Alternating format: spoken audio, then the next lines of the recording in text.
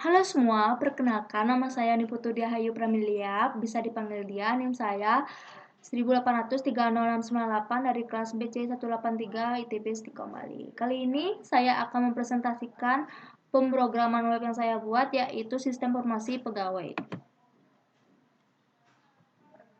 Ini dia tampilan pemrograman web saya.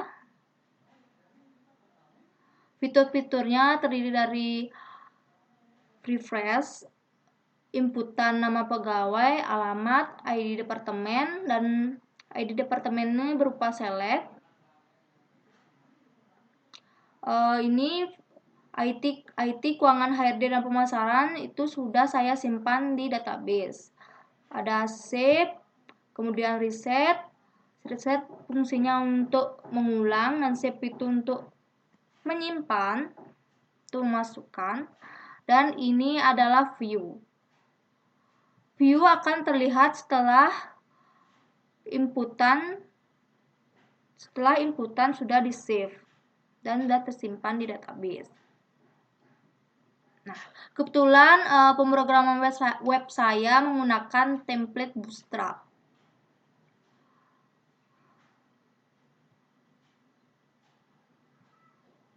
Ini adalah isi dari file pemrograman web saya. Terdiri dari aset, disk. Ini aset dan disk ini wajib diisi ketika kalian menggunakan template Bootstrap. Vendor juga wajib ketika menggunakan template Bootstrap, dan image atau IMG berisikan ikonnya ITB Istiqomah Bali seperti di atas ini. Dan koneksi wajib diberikan di setiap pemrograman web, karena ketika kita menginputkan data agar masuk di database, kita memerlukan koneksi.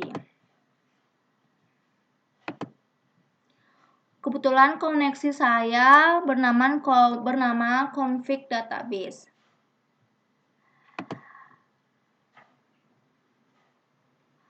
Dan file yang lain tentunya terdiri dari database kantor, indeksnya.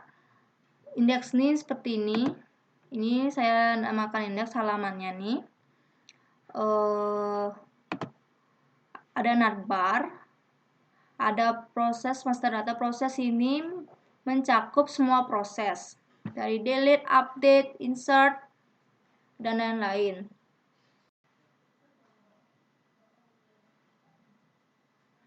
Nah, selanjutnya saya akan memperjelaskan komponen-komponen apa saja yang ada di database. Sebelum saya mengimport database ke phpMyAdmin, saya membuat terlebih dahulu komponen database-nya di SQLiOC atau MySQL. Seperti ini.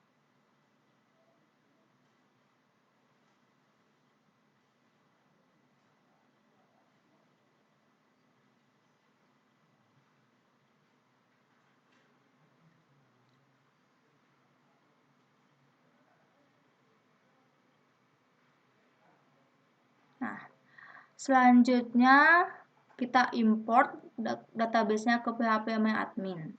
Dan database saya bernama DB Kantor, terdiri dari tabel pegawai dan tabel departemen.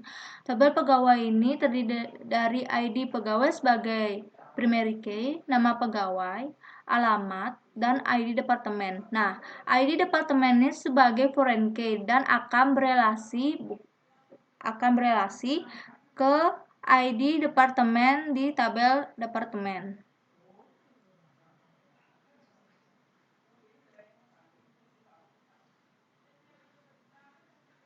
Nah, ID departemen di tabel departemen ini sebagai primary key, sedangkan ID departemen di tabel pegawai sebagai foreign key, dan nama departemen. Nah, selanjutnya saya akan memperkenalkan atau memperjelaskan codingan yang saya buat, yaitu indeks. Indeks itu halaman yang ini, halaman web saya namakan indeks. Nah, Di sini pasti ada codingan bootstrapnya kan. Kenapa? Karena saya memakai bootstrap. Sedangkan ini wajib diberikan koneksi untuk menyambungkan. Nah, nama koneksi saya tuh namanya config database. Ini nama foldernya.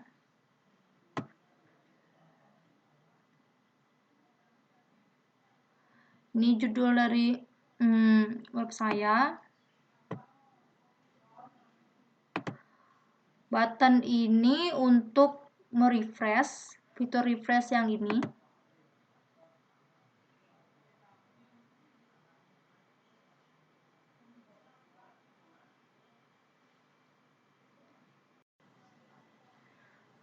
Setelah refresh, di sini ada pendaftaran dan ini codingan PHP untuk menampilkan data yang setelah diinput. Di sini ada from nama, from alamat, dan from departemen beserta selectnya. Nih. Setelah itu fungsi dari codingan PHP ini adalah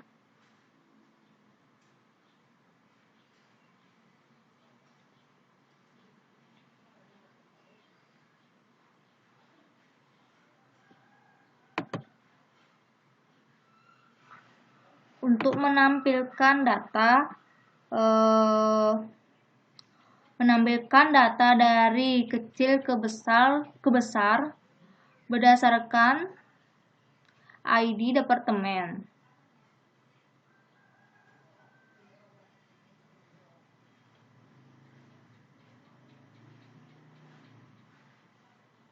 Dan selanjutnya fungsi dari codingan ini adalah data departemen itu adalah query untuk mengambil ID departemen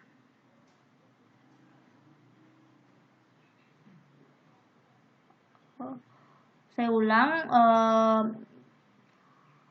data departemen itu sebagai query untuk mengambil ID departemen dari tabel pegawai. Setelah itu, antara data departemen dengan data update harus menyertakan ID departemen supaya ID departemen itu mau muncul. Nah, setelah itu ada tombol save, tombol reset. Dan selanjutnya ada tabel. Untuk di view-nya ada nomor, ID pegawai, nama pegawai, alamat, ID per departemen, dan aksi. Selanjutnya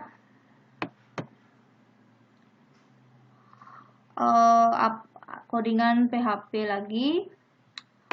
Fungsi dari inner join ini untuk digunakan untuk menampilkan sebuah data atau record dengan menghubungkan dua tabel atau lebih dari satu perintah. Dan inner join ini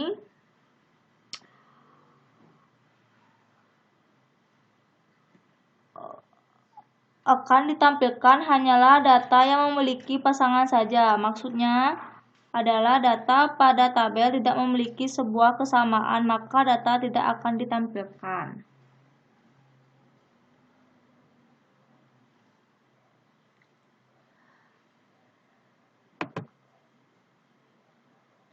Ini untuk yang di tabelnya.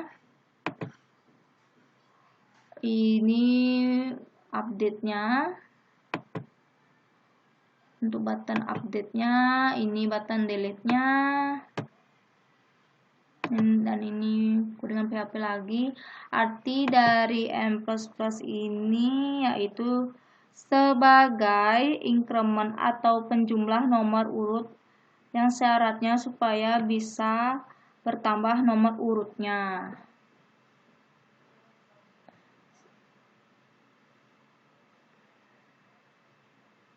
Dan ini cuma hiasan saja, saya isi copyright nama saya. Dan selanjutnya sebelumnya itu saya memperkenalkan koneksi dulu. Tapi saya lupa memperkenalkan koneksinya. Nah, ini koneksi saya. Nama koneksi saya itu tadi config database. Seperti ini codingannya. Selanjutnya ada proses master data.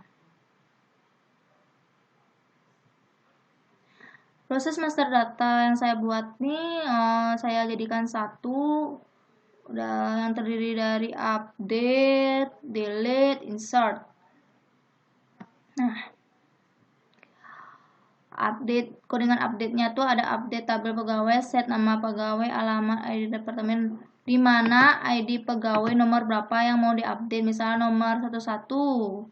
Berarti kita update data yang ID pegawainya nomor 101. Dan ini JavaScript-nya.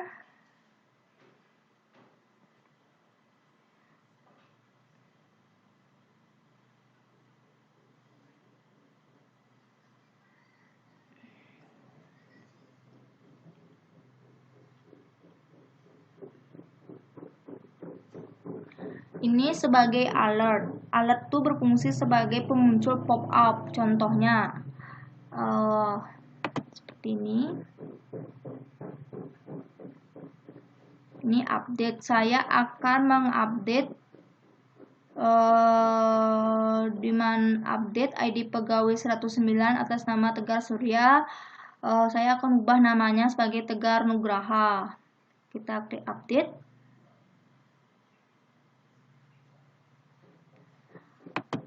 Saya ubah sebagai Tegar Nugraha.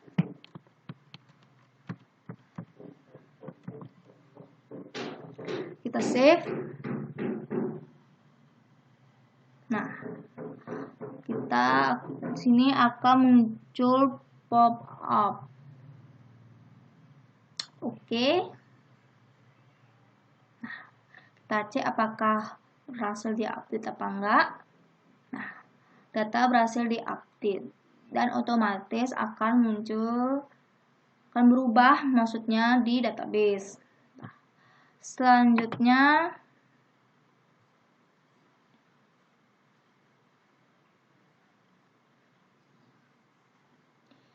ini script untuk gagal terhapus jika gagal terhapusnya. Ini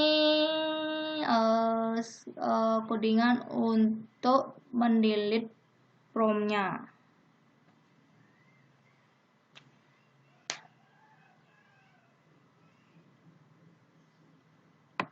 Delete from-nya. Pertama ada delete from tabel pegawai where di mana ID pegawai yang ID pegawai berapa. Misalnya kita mau delete yang 19, kita delete 19. Dan ini pop-up-nya kayak tadi, bedanya kalau sukses terhapus akan muncul pop-up yaitu data sukses terhapus. Dan terakhir ada insert into. Insert itu untuk memasukkan data. Insert itu artinya memasukkan data, di mana insert into tabel pegawai, set nama pegawai, alamat, ID pegawai, ID departemen. Habis itu jika ada ada data yang belum diisi atau data yang kosong, akan ada perintah data yang kosong. Nah, jika kita menginputkan berhasil, akan ada pop-up data sukses tersimpan atau data gagal tersimpan. Saya akan kasih contoh dari delete dan insert. Saya akan insert terlebih dahulu atau input terlebih dahulu. Misalnya nama pegawainya itu Risa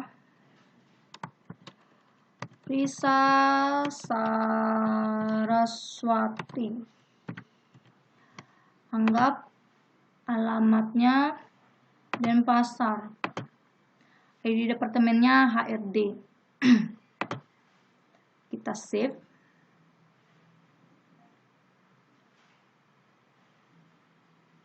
Nah, di sini akan muncul pop-up maksudnya data sukses tersimpan. Oke.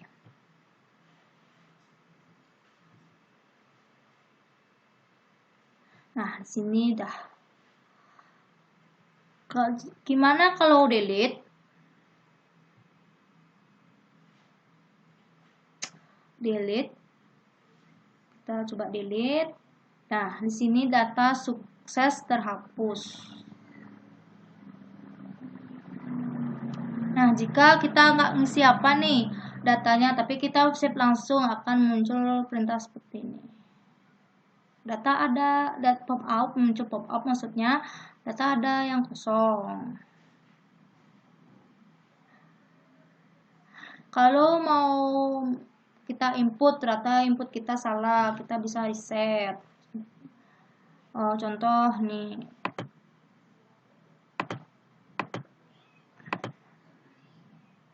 Nah, kita bisa reset. Dan selanjutnya navbar pop CSS ini sih untuk codingan ini untuk di atas bagi CSS.